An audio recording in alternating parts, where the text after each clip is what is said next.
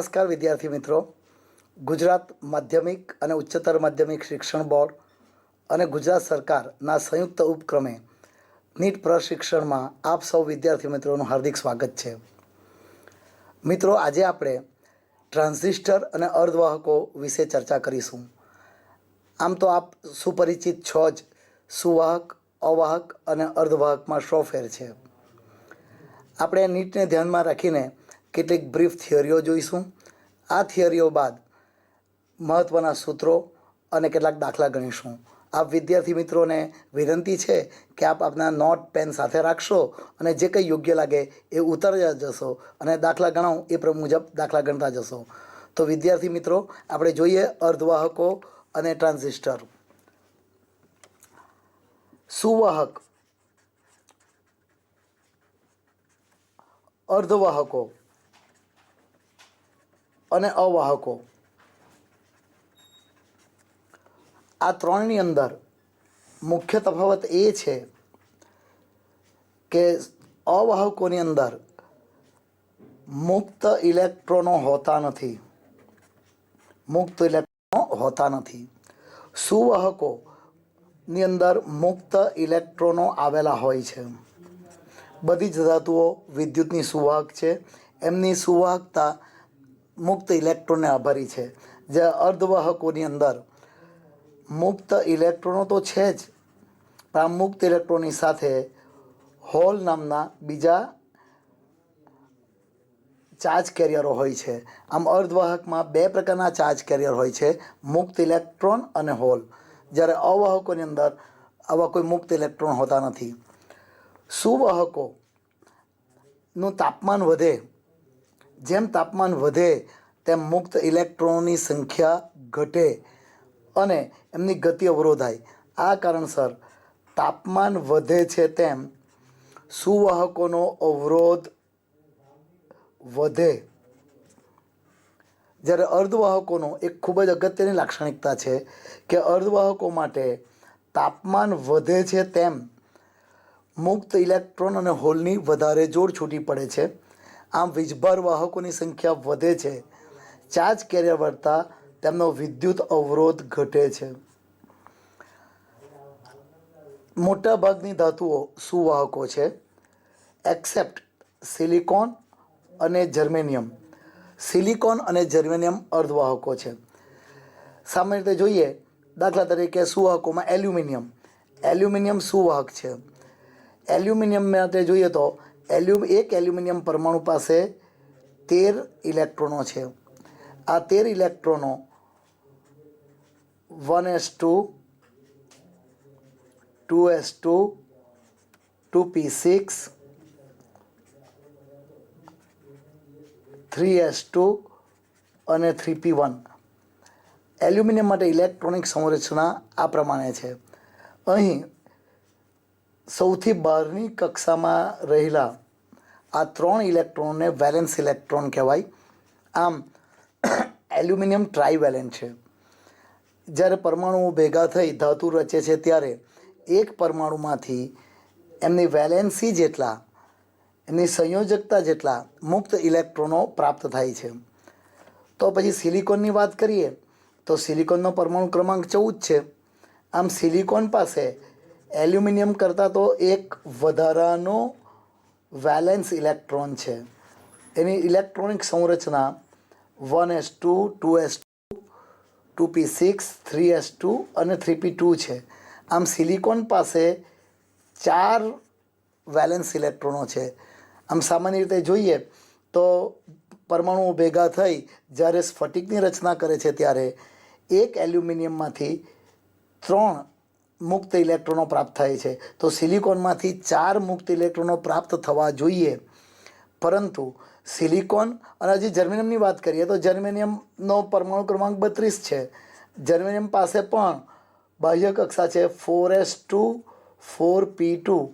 આમ સિલિકોન અને જર્મેનિયમ બંને ટેટ્રાવેલેન્ટ છે.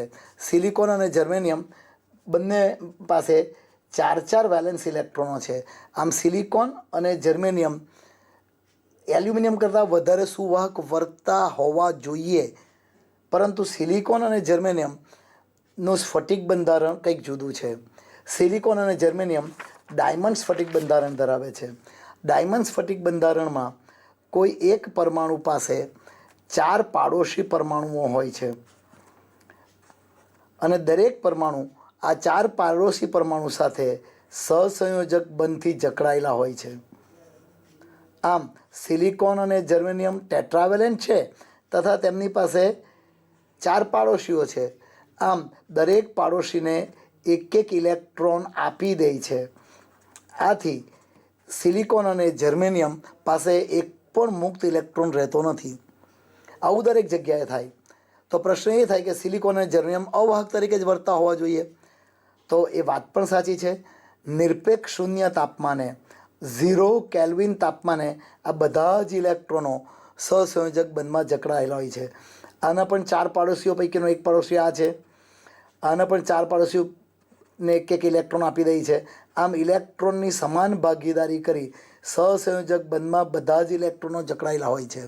આમ 0 કેલ્વિન તાપમાને સિલિકોન અથવા જર્મેનિયમ અવાહક તરીકે જ વર્તે છે. હવે ઓરડાના તાપમાને તાપમાન વધતા આ બંધમાંના મુક્ત ઇલેક્ટ્રોનો તેમના નિરપેક્ષ શૂન્ય સ્થાનની આસપાસ સરળ આવર્ત દોલનો શરૂ કરે છે. આમ નિરપેક્ષ ઓરડાના તાપમાને તેઓ દોલનો કરતા હોય છે. ઓરડાના તાપમાને ઉષ્મા ઉર્જામાંથી આ ઉર્જા પ્રાપ્ત કરે છે. આથી આવા દોલનોને ઉષ્માજનિત અથવા ઉષ્મીય દોલનો કહે છે. ઉષ્મીય દોલનોને કારણે જ્યારે આ મુક્ત ઇલેક્ટ્રોનની બંધન ઉર્જા કરતાં એની ગતિ ઉર્જા વધી જાય છે ત્યારે એ ઇલેક્ટ્રોન સહસંયોજક બંધને છોડીને બહાર છટકી જાય છે. જ્યાં ઇલેક્ટ્રોન છટકે છે ત્યાં ઇલેક્ટ્રોનની ખાલી જગ્યા વર્તાય છે. આ ખાલી જગ્યા ઇલેક્ટ્રોનને સ્વીકારવાની પ્રબળ વૃત્તિ ધરાવે છે. આમ સહસંયોજક બંધમાંથી છટકેલ ઇલેક્ટ્રોન થોડી વાર તો ફરીથી પાછો એના એ જ બંધમાં આવી જાય છે. આ રીતે ગતિ ઉર્જા વધે, બંધ તૂટે, ઇલેક્ટ્રોન બહાર છટકે, ફરીથી એ બંધમાં આવી જાય. આ પ્રક્રિયા થયા બાદ ઇલેક્ટ્રોનની ગતિ ઉર્જા એટલી પૂરતી થઈ જાય છે કે એ ફરીથી સહસંયોજક બંધમાં આવતો નથી. જ્યાં ઇલેક્ટ્રોન સહસંયોજક બંધમાં આવતો નથી ત્યાં હવે ઇલેક્ટ્રોનની ખાલી જગ્યા વર્તાય છે. ઇલેક્ટ્રોનની આવી ખાલી જગ્યાને હોલ કહે છે. હવે આ ઇલેક્ટ્રોન મુક્ત ઇલેક્ટ્રોન તરીકે વર્તે છે. આ ઇલેક્ટ્રોન આ સહસંયોજક બંધમાં નહીં, અન્ય કોઈ પરમાણુના જે કોઈ સહસંયોજક બંધ તૂટેલો હોય, જ્યાં હોલ રચ્યા હોય ત્યાં પણ જઈ શકતા નથી. આમ મુક્ત ઇલેક્ટ્રોન અને હોલ બે પ્રમાણના ચાર્જ કેરિયર રચાય છે. આપણે જાણીએ છીએ મુક્ત ઇલેક્ટ્રોન ઋણ વિદ્યુતભારિત છે. હોલ ઇલેક્ટ્રોનને સ્વીકારવાની પ્રબળ વૃત્તિ ધરાવે છે. આમ હોલ જાણે કે તેના પર ધન વિદ્યુતભાર હોય તે રીતે વર્તે છે. વિદ્યાર્થી મિત્રો, બરાબર નોંધી લેશો, હોલ એ ધન વિદ્યુતભારિત કણ નથી. હોલ જાણે કે તેના પર ધન વિદ્યુતભાર હોય એ રીતે વર્તે છે. હવે શુદ્ધ અર્ધવાહકોની વાત કરીએ તો શુદ્ધ અર્ધવાહકોમાં જેને સિલિકોન કે જર્મેનિયમ કહીએ છીએ, એને શુદ્ધ અર્ધવાહકોમાં મુક્ત ઇલેક્ટ્રોનની સંખ્યા અને હોલની સંખ્યા સમાન હોય છે. એક સહસંયોજક બંધ તૂટે તો એક મુક્ત ઇલેક્ટ્રોન અને એક હોલની જોડ છૂટી પડે છે. આમ જેટલા બી બંધ તૂટ્યા હોય એટલા જ મુક્ત ઇલેક્ટ્રોન, એટલા હોલ. આવા શુદ્ધ અર્ધવાહકોને ઇન્ટ્રેન્સિક સેમિકન્ડક્ટર પણ કહે છે. આથી આની સંખ્યાને NI પણ કહે છે, I ફોર ઇન્ટ્રેન્સિક સેમિકન્ડક્ટર. હવે બાહ્ય અર્ધવાહકોની વાત કરીએ તો બાહ્ય અર્ધવાહકોમાં કોઈ ચોક્કસ અશુદ્ધિ ઉમેરવામાં આવે. બાહ્ય અર્ધવાહકો બે પ્રકારના હોય છે. એક પ્રકાર કે જેની અંદર ટ્રાઇવેલેન્ટ અશુદ્ધિ ઉમેરવામાં આવે છે અને બીજો અર્ધવાહક કે જેમાં 4 કરતાં, ટેટ્રા કરતાં એક વધારે એટલે પેન્ટાવેલેન્ટ અશુદ્ધિ ઉમેરવામાં આવે છે.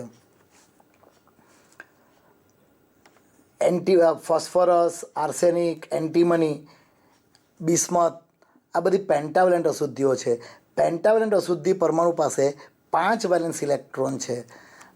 હવે જો અશુદ્ધિનું પ્રમાણ 1:2 1:10⁶ હોય, 1:10⁶ હોય, તો અશુદ્ધિ પરમાણુ એ યજમાન પરમાણુના સ્થાને સ્ફટિક બંધારણમાં ગોઠવાય છે. હવે પેન્ટાવેલેન્ટ અશુદ્ધિ પરમાણુ પાસે તો 5 વેલેન્સ ઇલેક્ટ્રોન છે, પણ પાડોશી 4 છે. આ 5 પૈકીના 4 વેલેન્સ ઇલેક્ટ્રોન 4 પાડોશીઓને સહસંયોજક બંધ બનાવવામાં વપરાઈ જાય છે, અને 5મો ઇલેક્ટ્રોન જે વધારાનો ઇલેક્ટ્રોન છે એ સ્ફટિકને પ્રાપ્ત થાય છે. આ વધારાનો ઇલેક્ટ્રોન ઓરડાના તાપમાને મુક્ત ઇલેક્ટ્રોન તરીકે વર્તે છે. આમ પેન્ટાવેલેન્ટ અશુદ્ધિ મુક્ત ઇલેક્ટ્રોનનું દાન કરે છે. આથી પેન્ટાવેલેન્ટ અશુદ્ધિને ડોનર અશુદ્ધિ પણ કહે છે. એ જ રીતે જો ટ્રાઇવેલેન્ટ અશુદ્ધિ ઉમેરીએ, હજુ પેન્ટાવેલેન્ટ અશુદ્ધિની પણ વાત કરી દઈએ કે એક વધારાનો ઇલેક્ટ્રોન હોય. હવે જ્યારે સમગ્ર સ્ફટિકની વાત કરીએ તો અશુદ્ધિનું પ્રમાણ 1:10⁶ હોય. આમ 10⁶ શુદ્ધ પરમાણુ તો એક અશુદ્ધ પરમાણુ, તો 1 મોલમાં આશરે 10⁻23 પરમાણુઓ હોય છે. તો તેમાં કેટલા અશુદ્ધિ પરમાણુ હોય? તો તેની અંદર 10⁻23/10⁶ 10⁻17 જેટલા અશુદ્ધિ પરમાણુ હોય છે, જેના કારણે 1 મોલ સ્ફટિકમાં 10⁻17 વધારાના ઇલેક્ટ્રોનો હોય છે.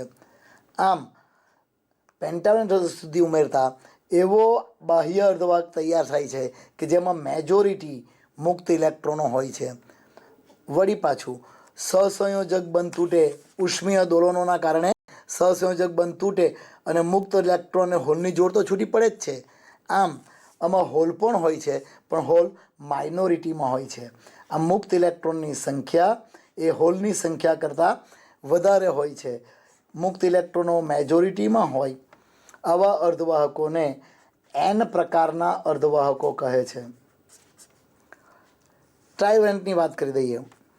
એલ્યુમિનિયમ, ઇન્ડિયમ, ગેલિયમ, આ બધી અશુદ્ધિઓ ટ્રાઇવેલેન્ટ અશુદ્ધિઓ છે. અગાઉ પણ આપણે જોયું કે એક એલ્યુમિનિયમ પરમાણુ પાસે 3 વેલેન્સ ઇલેક્ટ્રોનો છે, તો ટ્રાઇવેલેન્ટ અશુદ્ધિ પરમાણુ પાસે 3 વેલેન્સ ઇલેક્ટ્રોનો છે. વેલેન્સ ઇલેક્ટ્રોનો 3 છે અને પાડોશી 4 છે. ફરીથી અશુદ્ધિનું પ્રમાણ તો સેમ છે, 1:10⁶. આમ કોઈ પણ 3 પાડોશીને એક ઇલેક્ટ્રોન આપી દે છે, જ્યારે ચોથા સહસંયોજક બંધમાં ઇલેક્ટ્રોનની અછત વર્તાય છે, ત્યાં હોલ રચાયું છે એમ કહેવાય. આમ ટ્રાઇવેલેન્ટ અશુદ્ધિ ઉમેરતા હોલ રચાય છે. હોલ ઇલેક્ટ્રોનને સ્વીકારવાની વૃત્તિ ધરાવે છે. આથી ટ્રાઇવેલેન્ટ અશુદ્ધિઓને એક્સેપ્ટર પ્રકારની અશુદ્ધિ કહેવાય છે. Pentavalent અશુદ્ધિ donor, ટ્રાઇવેલેન્ટ અશુદ્ધિ acceptor. અશુદ્ધિનું પ્રમાણ સેમ, આથી 1 મોલ સ્ફટિકમાં આશરે 10⁻17 જેટલા અશુદ્ધિ પરમાણુઓ હોય છે. એક અશુદ્ધિ પરમાણુમાંથી 1 હોલ મળે છે, આથી 1 મોલ સ્ફટિકમાં આશરે 10⁻17 જેટલા વધારાના હોલ હોય છે. હોલ જાણે કે તેના પર ધન વિદ્યુતભાર હોય તે રીતે વર્તે છે. આથી આ પ્રકારના બાહ્ય અર્ધવાહકોને પી પ્રકારના અર્ધવાહકો કહેવાય છે. આમ બાહ્ય અર્ધવાહકો 2 પ્રકારના છે, એન પ્રકારના અર્ધવાહકો અને પી પ્રકારના અર્ધવાહકો. ફરીથી નોંધી લેજો, એન પ્રકારના અર્ધવાહકોમાં મુખ્ય વીજભાર વાહકો મુક્ત ઇલેક્ટ્રોન, હોલ એમાં માઇનોરિટીમાં હોય છે. પી પ્રકારના અર્ધવાહકમાં મેજોરિટી ઇલેક્ટ્રોન, હોલ હોય છે, જ્યારે મુક્ત ઇલેક્ટ્રોન તેમાં માઇનોરિટી હોય છે. આમ અહીં ટ્રાઇવેલેન્ટમાં અથવા તો પી પ્રકારમાં હોલની સંખ્યા એ ઇલેક્ટ્રોનની સંખ્યા કરતાં વધારે હોય છે. અહીં મુક્ત ઇલેક્ટ્રોન અને હોલનો સંયોજવાનો પુનઃસંયોજન દર, આના પરથી ઘણીવાર પ્રશ્નો આવે છે. તો R = Ni² ઓર R = NeNH. આમ પુનઃસંયોજન દર જો તમારે શોધવો હોય તો આ સૂત્રનો ઉપયોગ થઈ શકે, જ્યાં Ne = મુક્ત ઇલેક્ટ્રોનની સંખ્યા, એને મુક્ત ઇલેક્ટ્રોન સંખ્યા ઘનતા પણ કહે છે, આ હોલ સંખ્યા ઘનતા. હવે આપણે એટલું તો જોયું કે પી પ્રકારના અર્ધવાહકમાં મુખ્ય વીજભાર વાહકો તરીકે હોલ હોય છે, અને એન પ્રકારના અર્ધવાહકમાં મુખ્ય વીજભાર વાહકો તરીકે મુક્ત ઇલેક્ટ્રોનો હોય છે. આવા એન પ્રકારના અર્ધવાહક અને પી પ્રકારના અર્ધવાહકનું કાયમી જોડાણ કરતાં પીએન જંક્શન રચાય છે. બંને અર્ધવાહકોની સંપર્ક સપાટીને પીએન જંક્શન કહે છે. જેવું જંક્શન રચાય છે તેવું મુક્ત ઇલેક્ટ્રોનને હોલ પરસ્પર આકર્ષાય છે. મુક્ત ઇલેક્ટ્રોન આ જંક્શન મારફત પી પ્રકારના અર્ધવાહકમાં દાખલ થાય છે. તેઓ હોલ જોડે સંયોજાય છે અને હોલને શિથિલ કરે છે. આમ આ પ્રક્રિયાને ડિફ્યુઝન કહે છે. મુક્ત ઇલેક્ટ્રોનોનું ડિફ્યુઝન થાય છે. જેમ જેમ ડિફ્યુઝનની પ્રક્રિયા થતી જાય તેમ તેમ જંક્શન પાસેનો થોડો વિસ્તાર ખાલી પડતો જાય છે. આ ખાલી પડેલા વિસ્તારને ડેપ્લેશન સ્તર કહે છે. ફરીથી આ આકૃતિમાં તમે જોઈ શકો કે જંક્શન રચાયો ત્યારની સ્થિતિ છે. હવે થોડો જ સમય પછી પી પ્રકારના અર્ધવાહક અને એન પ્રકારના અર્ધવાહકમાં જંક્શન પાસેના થોડા વિસ્તારમાં મુખ્ય વીજભાર વાહકો નથી. અગાઉ અહીં મુખ્ય વીજભાર વાહકો એવા હોલ હતા, હવે હોલ નથી. અહીં મુખ્ય વીજભાર વાહકો એવા મુક્ત ઇલેક્ટ્રોન હતા, હવે મુક્ત ઇલેક્ટ્રોન નથી. આમ જંક્શન પાસેનો જે ખાલી વિસ્તાર છે જેને આપણે કહ્યું એ પ્રમાણે કે ડેપ્લેશન સ્તર કહેવાય છે. તો આ ડેપ્લેશન સ્તરની અંદર પી પ્રકારમાં નેગેટિવ આયનો નિર્માણ પામે છે અને એન પ્રકારમાં ધન આયનો નિર્માણ પામે છે. આમ ડેપ્લેશન સ્તરમાં વિદ્યુત વિભારની વહેંચણી થાય છે. ડેપ્લેશન સ્તરમાં રચાતા વિદ્યુત વિભવની આ વહેંચણીને પોટેન્શિયલ બેરિયર કહે છે. પોટેન્શિયલ બેરિયર કહે છે. હવે જેમ જેમ ડિફ્યુઝન થતું જાય તેમ તેમ પોટેન્શિયલ બેરિયર વધતું જાય, ડેપ્લેશન સ્તરની જાડાઈ વધતી જાય. જ્યારે આ પોટેન્શિયલ બેરિયર યોગ્ય મૂલ્યનું થાય એ પણ ખાસ નોંધી લેજો, ઘણીવાર પ્રશ્નમાં કામ લાગશે. સિલિકોન માટે આ પોટેન્શિયલ બેરિયરનું મૂલ્ય 0.7 વોલ્ટ અને જર્મેનિયમ માટે આ પોટેન્શિયલ બેરિયરનું મૂલ્ય 0.3 વોલ્ટ થાય ત્યારે ડિફ્યુઝનની પ્રક્રિયા બંધ થઈ જાય છે. હવે મુક્ત ઇલેક્ટ્રોન અને હોલ જો સંયોજવું હોય તો આ ડેપ્રેશન બેરિયર પોટેન્શિયલ બેરિયરનો સામનો કરવો પડે છે અને એઓ હવે ક્રોસ કરી શકતા નથી. આ ડેપ્રેશન સ્તરની જાડાઈ આશરે 0.5 માઇક્રોમીટર. આ પણ ખાસ નોંધી લેજો, પૂછાય છે ડેપ્રેશન સ્તરની જાડાઈ કેટલી હોય છે? 0.5 માઇક્રોમીટર અથવા એંગસ્ટ્રોમમાં પણ યાદ રાખજો. ડેપ્રેશન સ્તરની જાડાઈ 5000 એંગસ્ટ્રોમ હોય ત્યારે ડિફ્યુઝનની પ્રક્રિયા બંધ પડી જાય છે. હવે રચાતા પીએન જંક્શન ડાયોડની વાત કરી દઈએ તો પીએન જંક્શન ડાયોડ રચાઈ ગયું. પીએન જંક્શન ડાયોડને સંકેત આ રીતે દર્શાવાય છે. અહીં આ ત્રિકોણ એ એનોડ એટલે કે પી પ્રકારનો અર્ધવાહક દર્શાવે છે અને જે રેખા છે એ એન પ્રકારનો અર્ધવાહક દર્શાવે છે અથવા તો કેથોડ દર્શાવે છે. આમ પીએન જંક્શન ડાયોડ રચાઈ ગયું. આવું પીએન જંક્શન ડાયોડ રચાઈ જાય ત્યારે હવે આપણે બહારથી બેટરી જોડવાની છે. બહારથી બેટરી બે રીતે જોડી શકાય. પીએન જંક્શન ડાયોડની વાત કરીએ તો આ એક પી પ્રકારનો અર્ધવાહક, આ એન પ્રકારનો અર્ધવાહક. બેટરીના પણ બે છેડા હોય છે, પોઝિટિવ અને નેગેટિવ. તો અહીં જોડાણ બે રીતે જ શક્ય છે. પી પ્રકારના અર્ધવાહક સાથે બેટરીનો ધન ધ્રુવ જોડીએ એટલે સ્વાભાવિક છે કે બેટરીનો ઋણ ધ્રુવ એન પ્રકારના અર્ધવાહક સાથે જોડાશે. અથવા એમ કહીએ કે એન પ્રકારના અર્ધવાહક સાથે બેટરીનો એન ધ્રુવ જોડીએ તો પી પ્રકારના અર્ધવાહક સાથે બેટરીનો ધન ધ્રુવ જોડાશે. આ બંને રચના એક જ થઈ. તો બીજી શક્યતા એ છે કે પી પ્રકારના અર્ધવાહક સાથે બેટરીનો ઋણ ધ્રુવ જોડવામાં આવે અને એન પ્રકારના અર્ધવાહક સાથે બેટરીનો ધન ધ્રુવ જોડવામાં આવે. જ્યારે પી પ્રકારના અર્ધવાહક સાથે બેટરીનો ધન ધ્રુવ જોડવામાં આવે છે ત્યારે પોટેન્શિયલ બેરિયર ઘટે છે અને મુક્ત ઇલેક્ટ્રોન અને હોલ ફરીથી જંક્શન ક્રોસ કરી શકે છે. એન પ્રકારના અર્ધવાહકમાંથી પી પ્રકારમાં દાખલ થયેલા મુક્ત ઇલેક્ટ્રોન પૈકી મોટા ભાગના મુક્ત ઇલેક્ટ્રોન બેટરીના ધન ધ્રુવ તરફ આકર્ષાય છે અને ઋણ ધ્રુવ મારફતે એન વાહકમાં પરત ફરે છે. આમ બાહ્ય પરિપથમાં મુક્ત ઇલેક્ટ્રોનનો પ્રવાહ શરૂ થાય છે. વધુમાં જેમ વોલ્ટેજ વધારીએ તેમ વધારે ને વધારે મુક્ત ઇલેક્ટ્રોન ડેપ્રેશન સ્તર ક્રોસ કરી શકે છે. આમ વોલ્ટેજ વધારતા પ્રવાહનું મૂલ્ય વધે છે. આથી પ્રવાહ એ વોલ્ટેજ જોડે ફોરવર્ડ છે એમ કહેવાય. અને આ પ્રકારના બાયસને ફોરવર્ડ બાયસ અને આ જોડાણને પણ ફોરવર્ડ બાયસ જોડાણ કહેવાય. ફોરવર્ડ બાયસ જોડાણમાં ખાસ યાદ રાખજો, જેમ વોલ્ટેજ વધે તેમ પ્રવાહ વધે છે. બીજા પ્રકારનું જોડાણનો વિચાર કરી દઈએ. પી પ્રકારના અર્ધવાહક સાથે બેટરીનો નેગેટિવ ધ્રુવ, એન પ્રકારના અર્ધવાહક સાથે બેટરીનો ધન ધ્રુવ. આમ ડેપ્લેશન સ્તરની જાડાઈ વધે છે, પોટેન્શિયલ બેરિયર વધે છે. આથી હવે કોઈ મુક્ત ઇલેક્ટ્રોન પી પ્રકારમાં દાખલ થઈ શકતા નથી. આથી પ્રવાહનું મૂલ્ય શૂન્ય જ રહે છે. આમ રિવર્સ બાયસમાં આવા જોડાણને રિવર્સ બાયસ કહે છે.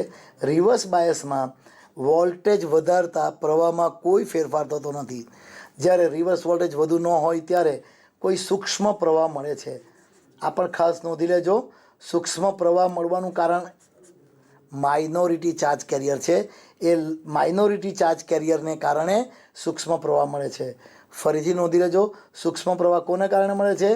માઇનોરિટી વીજભાર વાહકો, માઇનોરિટી ચાર્જ કેરિયર એટલે ગૌણ વીજભાર વાહકો, માઇનોરિટી ચાર્જ કેરિયર ગૌણ વીજભાર વાહકોને કારણે રિવર્સ બાયસમાં માઇક્રો એમ્પિયરના ક્રમનો સૂક્ષ્મ પ્રવાહ મળે છે. આમ સામાન્ય રીતે યાદ રાખો, આ પ્રવાહને અવગણી શકે. જો મિલી એમ્પિયર જોડ્યું હોય તો એ તો શૂન્ય જ બતાવવાનું છે. આમ વિદ્યાર્થી મિત્રો ખાસ યાદ રાખજો, જ્યારે કોઈ પણ પરિપથમાં ડાયોડ જોડેલો હોય ત્યારે ડાયોડની અંદર ફોરવર્ડ બાયસ હોય ત્યારે આ જે એરો દેખાયો, આ દિશામાં જ પ્રવાહ પસાર થશે અને વિરુદ્ધ દિશામાં ક્યારેય પ્રવાહ પસાર થવાનો નથી. આમ વિદ્યુત પ્રવાહ જ્યારે ડાયોડ હોય ત્યારે પીથી એન તરફ જ પ્રવાહ પસાર થશે. પીએન જંકશન ડાયોડના પણ કેટલાક દાખલા મહત્ત્વના છે. હવે આપણે રેક્ટિફાયર જોઈ લઈએ, જે પીએન જંકશન ડાયોડનો ખૂબ જ મહત્ત્વનો ઉપયોગ છે. રેક્ટિફાયર આપણે વિદ્યુત ચુંબકીય પ્રેરણની અંદર ટ્રાન્સફોર્મર શીખી ગયા. ટ્રાન્સફોર્મર અને રેક્ટિફાયરમાં શું ફેર છે? ટ્રાન્સફોર્મર અને રેક્ટિફાયર, તો એ વિદ્યાર્થી મિત્રો આપણે નોંધી લેજો, ટ્રાન્સફોર્મરનું કાર્ય છે વોલ્ટેજના વધારા કે ઘટાડા કરવાનું. જો આઉટપુટ વોલ્ટેજનું મૂલ્ય ઇનપુટ વોલ્ટેજના મૂલ્ય કરતાં વધારે હોય તો સ્ટેપ અપ ટ્રાન્સફોર્મર, અને આઉટપુટ વોલ્ટેજનું મૂલ્ય ઇનપુટ વોલ્ટેજના મૂલ્ય કરતાં ઓછું હોય તો સ્ટેપ ડાઉન ટ્રાન્સફોર્મર કહેવાય. આ હકીકત આપણે વિદ્યુત ચુંબકીય પ્રેરણમાં જોઈ ગયા, એસી સર્કિટમાં પણ જોઈ ગયા. ટ્રાન્સફોર્મરમાં ખાસ યાદ રાખજો, જે ઇનપુટ એસી હોય આઉટપુટ પણ એસી જ હોય. હવે રેક્ટિફાયરનું કાર્ય શું છે? રેક્ટિફાયરમાં ઇનપુટ વોલ્ટેજ એસી હોય છે. આ એસી વોલ્ટેજ કે પ્રવાહનું ડીસી વોલ્ટેજ કે પ્રવાહમાં રૂપાંતર કરે એને રેક્ટિફાયર કહેવાય. પણ રેક્ટિફાયરમાં ખાસ નોંધી લેજો, ઇનપુટ વોલ્ટેજ જેટલો હોય આઉટપુટ વોલ્ટેજ એટલો જ મળે છે. આઉટપુટ વોલ્ટેજ એ ઇનપુટ વોલ્ટેજ કરતાં ના તો વધારે હોય કે ના તો ઓછો હોય. જો વધારે કે ઘટાડે હોય તો તે ટ્રાન્સફોર્મર દ્વારા કરવામાં આવે છે. આમ રેક્ટિફાયર દ્વારા વધારો કે ઘટાડો કરી શકાતો નથી. રેક્ટિફાયરની મદદથી એસી વોલ્ટેજ કે પ્રવાહનું ડીસી વોલ્ટેજ કે પ્રવાહમાં રૂપાંતર થાય છે. સામાન્ય રીતે તમને વિચાર આવશે કે ભાઈ આપણે ધારો કે 3 વોલ્ટ ડીસીનો ઉપયોગ કરીને ઘણા બધા ઉપકરણો ચલાવીએ છીએ. રેડિયો છે જેમાં બહુ ઓછા મૂલ્યના ડીસી વોલ્ટેજ હોય. આપણા ઘરની અંદર તો 230 વોલ્ટ એસી આપે. જો રેક્ટિફાયરનો ઉપયોગ કરવામાં આવે તો 230 વોલ્ટ એસી ના જ 230 વોલ્ટ ડીસી મળે. આમ પહેલાં 230 વોલ્ટ એસીનું જરૂરી ડીસી, દાખલા તરીકે 3 વોલ્ટ, તો 3 વોલ્ટ એસીમાં સ્ટેપ ડાઉન ટ્રાન્સફોર્મરની મદદથી ઉપયોગ કરવામાં આવે અને 230 વોલ્ટનું જરૂરી એસી વોલ્ટેજમાં ટ્રાન્સફોર્મર દ્વારા રૂપાંતર કર્યા બાદ એ ટ્રાન્સફોર્મરનો આઉટપુટ એ રેક્ટિફાયરના ઇનપુટમાં આપી દેવામાં આવે. આમ સામાન્ય રીતે રેક્ટિફાયર સર્કિટની આગળ ટ્રાન્સફોર્મર સર્કિટ બતાવવામાં આવે છે. આવા રેક્ટિફાયરો બે પ્રકારના હોય છે. એક છે હાફ વેવ રેક્ટિફાયર, અર્ધ તરંગ રેક્ટિફાયર, અને બીજું છે ફૂલ વેવ રેક્ટિફાયર, પૂર્ણ તરંગ રેક્ટિફાયર. હાફ વેવ રેક્ટિફાયરની અંદર આપેલા એસી સિગ્નલનું માત્ર અર્ધ ચક્રનું રેક્ટિફિકેશન થાય છે. આમ જો ઇનપુટ આઉટપુટ આલેખો હોય તો એ પણ ઘણીવાર પ્રશ્નમાં પૂછાય છે. તમે જોઈ શકો છો કે હાફ વેવ રેક્ટિફાયરમાં ઇનપુટ વેવ એસી તરંગ જો આ પ્રમાણે હોય તો માત્ર અર્ધ તરંગનું જ રેક્ટિફિકેશન થાય છે. આમ જ્યારે ઇનપુટ પોઝિટિવ હોય ત્યારે આઉટપુટ મળે છે. આમ માત્ર અડધા તરંગનું રેક્ટિફિકેશન થાય છે. જ્યારે ફૂલ વેવ રેક્ટિફિકેશનની અંદર સંપૂર્ણ બંને અર્ધચક્ર દરમિયાન રેક્ટિફિકેશન મળે છે. તો આ અર્ધ તરંગ અને પૂર્ણ તરંગ રેક્ટિફાયરને ઓળખવાની રીત છે. હવે આપણે કેટલાક આના દાખલા જોઈ લઈએ. દાખલા જો જોઈએ તો આ પ્રમાણે છે. હું અહીંયા ગણું છું, તમે સાથે સાથે નોંધતા રહેજો. એક દાખલો કંઈક આવો છે. એક શુદ્ધ સિલિકોનના બ્લોકને 300 કેલ્વિન તાપમાનનું મૂલ્ય આપ્યું છે 300 કેલ્વિન. આ 300 કેલ્વિન તાપમાને 2 વોલ્ટની બેટરી સાથે જોડેલ છે. 2 વોલ્ટની બેટરી સાથે જોડેલી છે. બ્લોકના આડછેદની લંબાઈ આપી છે. બ્લોકના આડછેદની લંબાઈ 10 સેન્ટીમીટર છે. આ સેન્ટીમીટરને મીટરમાં ફેરવી કાઢી દઈએ તો આડછેદની લંબાઈ 10 સેન્ટીમીટર છે. આડછેદનું ક્ષેત્રફળ આપેલું છે. આડછેદનું ક્ષેત્રફળ 10⁻⁻⁴ મીટર સ્ક્વેર છે. તો આ બ્લોકમાંથી કેટલો ઇલેક્ટ્રોન પ્રવાહ પસાર થશે? અહીં ઇલેક્ટ્રોનની મોબિલિટી આપેલી છે. ઇલેક્ટ્રોનની mobility 0.14 metre square volt inverse second inverse અને સંખ્યા ઘનતા 1.5 × 10⁻⁶ મીટર ક્યુબ છે. ફરીથી એકવાર ઝડપથી જોઈ લો. 300 કેલ્વિન તાપમાન છે. 2 વોલ્ટ EMFની બેટરી છે. આડછેદની લંબાઈ આપી છે. આડછેદની લંબાઈ સેન્ટીમીટરમાં આપી છે. આપણે એને મીટરમાં ફેરવી શકીએ. આડછેદનું ક્ષેત્રફળ આપ્યું છે. પ્રવાહ પૂછ્યો છે. મોબિલિટીનું મૂલ્ય આપ્યું છે એ SI એકમમાં આપ્યું છે અને N આપ્યું છે. તો આપણે આ પ્રમાણે વિદ્યુત પ્રવાહ શોધી શકાય. અહીં આપેલ ભૌતિક રાશિઓ છે જ, આપ ઝડપથી ઉતારી શકો, સાથે રાખી શકો. હવે સૌપ્રથમ આપણે વિદ્યુત ક્ષેત્ર શોધી કાઢીએ. વિદ્યુત ક્ષેત્ર E બરાબર V/D. E બરાબર V/D. અહીં D એટલે ડેપ્લેશન સ્તરની લંબાઈ થશે. આમ V/L આપેલો વોલ્ટેજ V છે. V is equal two 2 volt અને L ઇઝ ઇક્વલ ટુ 0.1. આમ આનો ઉપયોગ કરીને આપણે વિદ્યુત ક્ષેત્ર શોધી શકીએ. વિદ્યુત ક્ષેત્ર મળશે 20 વોલ્ટ પર મીટર. વિદ્યુત ક્ષેત્ર મળ્યા પછી આપણે મોબિલિટીનો ઉપયોગ કરી દઈએ. મોબિલિટીનો ઉપયોગ કરીને મ્યુ ઇઝ ઇક્વલ ટુ એકમ વિદ્યુત ક્ષેત્ર દીઠ ડ્રિફ્ટ વેલોસિટીને મોબિલિટી કહેવાય. આનો ઉપયોગ કરીને આપણે ડ્રિફ્ટ વેલોસિટી શોધી કાઢીએ. તો drift velocity VD is equal two mu E. કિંમતો મૂકી અને VDની ગણતરી કરી શકાય.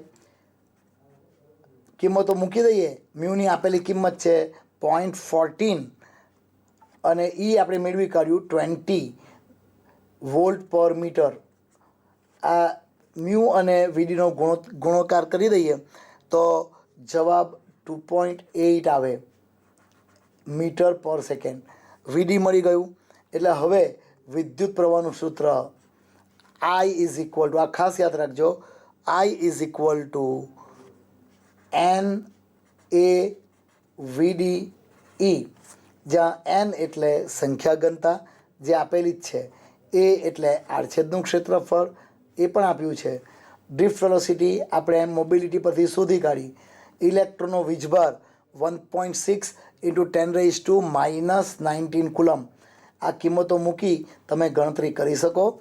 હું અત્યારે તમને ફાઇનલ આન્સર આપી દઉં છું કે જેથી તમે તમારો જવાબ વેરીફાઈ કરી શકો.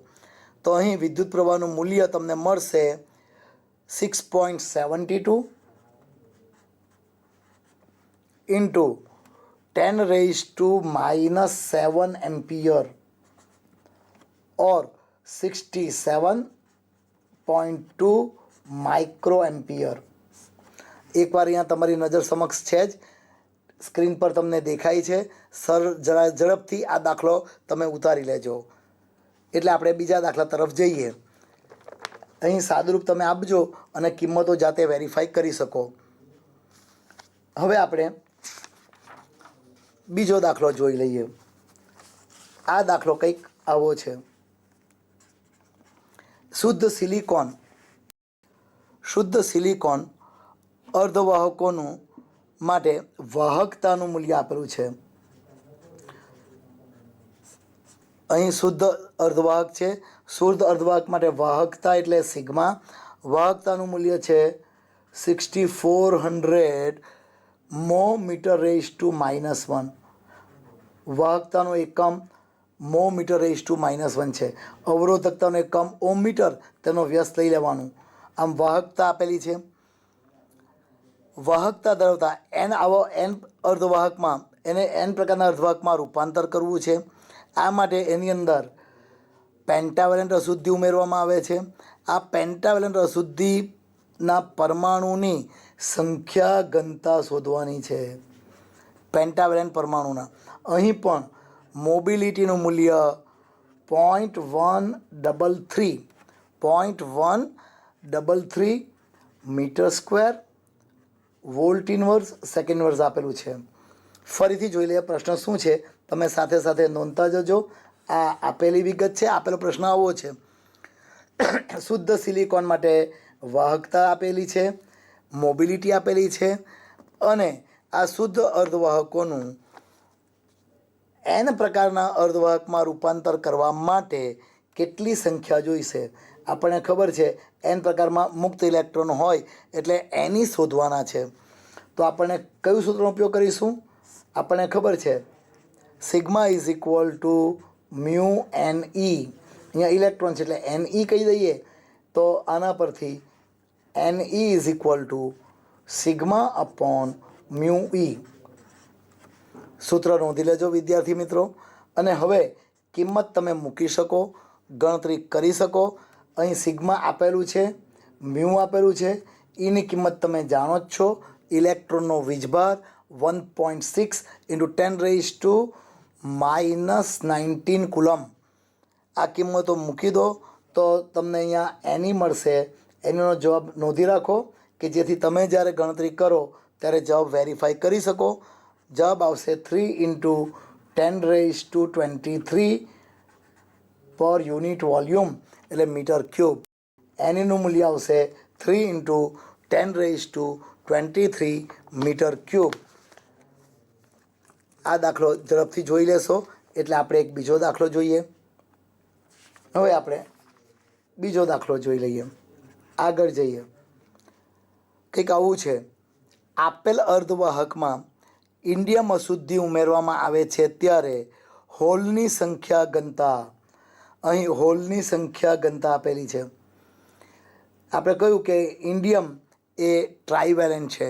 એલ્યુમિનિયમ, ઇન્ડિયમ, ગેલિયમ આવી ટ્રાઇવેલેન્ટ અશુદ્ધિ ઉમેરતા હોલ થશે. આ હોલની સંખ્યા ઘનતા 4.5 × 10⁻23 પર મીટર³ પર યુનિટ વોલ્યુમ આપેલું છે. ઇલેક્ટ્રોનની સંખ્યા ઘનતા શોધવાની છે. ઇલેક્ટ્રોનની સંખ્યા ઘનતા શોધવાની છે. અને અર્ધવાહકો માટે, આંતરિક અર્ધવાહકો માટે NI નું મૂલ્ય આપેલું છે કે NI ઇઝ ઇક્વલ ટુ 1.5 × 10⁻16 પર મીટર³. ફરીથી મિત્રો અહીં પેન્ટાવેલેન્ટ કોઈ પણ આપ્યું હોઈ શકે, એના હોલની સંખ્યા ઘનતા આપેલી છે, શુદ્ધ અર્ધવાહકોની સંખ્યા ઘનતા આપેલી છે, અને આપણે શોધવાનું છે એનઆઈ. તો બહુ જ સરળ છે. તમે જાણો છો, આપણે જોઈ ગયા કે કયું સૂત્રનો ઉપયોગ કરીશું. NI square is equal to NE NH. NI square is equal to NE NH. આના પરથી એનઈને સૂત્ર કરતાં બનાવી દઈએ તો NE is equal to NI square upon NH. આપેલી કિંમતો ફરી તમે મૂકી શકો, એમાં આપણે સમય બગાડતા નથી કે જેથી વધારે દાખલા તમને ગણાવી શકાય. કિંમતો મૂકી દો. આ એનઆઈ સ્ક્વેર, એનઆઈ આપેલું છે એનો વર્ગ કરી દઉં, એનએચ વડે ભાગી નાખો અને ગણતરી કરો તો તમારો જવાબ આપશે. અત્યારે હું જવાબ આપી દઉં છું, તમે વેરીફાઈ કરી શકો. 5 × 10⁹ મીટર ક્યુબ. તો આ રીતે એનીની સંખ્યા પણ આપણે શોધી શકીએ. હજુ એક દાખલો જોઈ લઈએ આપણે. આ દાખલો કંઈક આવો છે. એક એલઈડી આપેલું છે. એક એલઈડી માટે 6 વોલ્ટની બેટરી છે. એલઈડી માટે 6 વોલ્ટની બેટરી છે અને અવરોધનું મૂલ્ય આર છે. આ એલઈડી અવરોધ આર અને 6 વોલ્ટની બેટરી દ્વારા કાર્ય કરે છે. આ એલઈડીમાંથી 10 મિલી એમ્પિયરનો પ્રવાહ પસાર કરવામાં આવે છે. 10 મિલી એમ્પિયરનો પ્રવાહ પસાર કરવામાં આવે છે. આ મિલી એમ્પિયરને આપણે એમ્પિયરમાં ફેરવી શકીએ. આમ પ્રવાહનું મૂલ્ય આપેલું છે. તો વોલ્ટેજ ડ્રોપનું મૂલ્ય 2 વોલ્ટ મળે છે. તો અવરોધ આર કેટલો હશે? ફરીથી પ્રશ્ન સમજી લેશો. એક એલઈડી આપેલું છે. એલઈડીનો વોલ્ટેજ 6 વોલ્ટ છે. એ એલઈડી 6 વોલ્ટ અને આર વચ્ચે કાર્ય કરે છે. જો એમાંથી 10 મિલી એમ્પિયરનો પ્રવાહ પસાર કરવામાં આવે તો ડ્રોપિંગ વોલ્ટેજ 2 વોલ્ટ મળે છે. તો અવરોધ આરનું મૂલ્ય શોધવાનું છે. આ થયો પ્રશ્ન. હવે એનું ઉકેલ જોઈ લઈએ. તો મિત્રો, V is equal two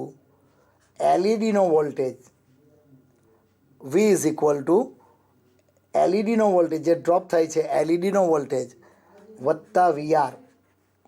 voltage બરાબર વોલ્ટેજ વત્તા વોલ્ટેજ. આ આપેલો વોલ્ટેજ 6 વોલ્ટ છે. જે ડ્રોપ થાય છે તે વોલ્ટેજ આર છે. તો આ બેનો ઉપયોગ કરીને આપણને વીઆર મળી જશે. VR is equal to 4 volt. હવે VR is equal to IR. ઓમનો નિયમ, V is equal to IR. આના પરથી R is equal to VR upon I. આ ગણતરી બહુ સરળ રહેશે, બહુ ઇઝી છે. અને આ પ્રકારના પ્રશ્નો પૂછાય તો તમે સરળતાથી ગણતરી કરી શકો. અહીં વીઆરનું મૂલ્ય મૂકી દો, આઈનું મૂલ્ય મૂકી દો. તો હું તમને જવાબ આપું છું કે તમારે આરનું મૂલ્ય આવશે 400 ઓમ. એકવાર ઝડપથી આખું સ્ક્રીન પર દેખાય છે. આપેલી વિગત છે. આ એનું સોલ્યુશન છે, તમે જોઈ શકો છો. આપણે હજી એક દાખલો જોઈ લઈએ. આ દાખલોની રકમ કંઈક આવી છે. એક ફોટો ડાયોડ છે.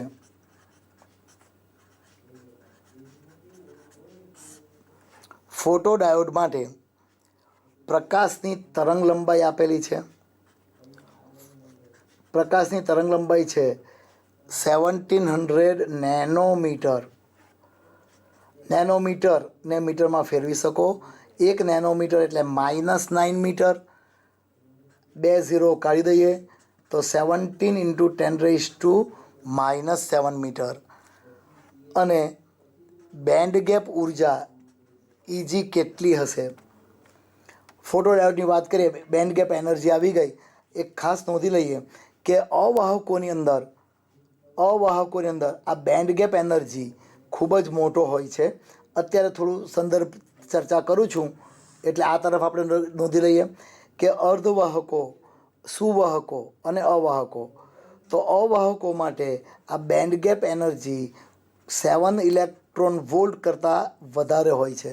ઇલેક્ટ્રોન વોલ્ટ એ ઉર્જાનો એકમ છે. જ્યારે અર્ધવાહકો માટે આ બેન્ડ ગેપ એનર્જી પ્રમાણમાં ઓછી હોય છે, 7 ઇલેક્ટ્રોન વોલ્ટ કરતાં ઓછી હોય છે. અને અવાહકો માટે કયું કે વધારે હોય, અર્ધવાહકો માટે ઓછું હોય. ને સુવાહકોની વાત કરીએ તો સુવાહકોમાં તો વેલેન્સ બેન્ડ અને કંડક્શન બેન્ડ એકબીજા પર ઓવરલેપ થાય છે અને બેન્ડ ગેપ હોતો નથી. આમ સુવાહકોમાં બેન્ડ ગેપ હોતો નથી, અથવા તો બેન્ડ ગેપ એનર્જી પૂછી હોય તો 0 ગણી શકાય. બેન્ડ ગેપ જ નથી હોતો, એટલે બેન્ડ ગેપ એનર્જીની વાત કરવાનો અર્થહીન છે. આપણે ફરીથી આ દાખલા પર આવી જઈએ. એક ફોટો ડાયોડ છે. ફોટો ડાયોડ માટે તરંગ લંબાઈ 1700 નેનોમીટર છે. નેનોમીટરને મીટરમાં ફેરવી કાઢી છે અને બેન્ડ ગેપ એનર્જી પૂછી છે. આપ વિકિરણના ચેપ્ટરમાં પણ શીખ્યા હશો, E is equal to HF અથવા E is equal to HC by lambda. પણ ખાસ યાદ રાખો, જ્યારે આપણે SI કિંમતો મૂકીએ છીએ ત્યારે આ બેન્ડ ગેપ એનર્જી આપણને જૂલમાં મળે છે. જો આપણે સામાન્ય રીતે જોયું કે ઇલેક્ટ્રોન વોલ્ટ એ ઉર્જાનો એકમ છે, band gap energy electron volt એકમમાં દર્શાવાય છે, તો આ તો જૂલમાં મળે છે આપણને. જ્યારે જ્યારે ઇલેક્ટ્રોન વોલ્ટમાં ફેરવવું હોય ત્યારે એને ઇલેક્ટ્રોનના વીજભાર વડે ભાગી નાખો. આમ EG is equal to HC by lambda joule અથવા HC by lambda E electron volt.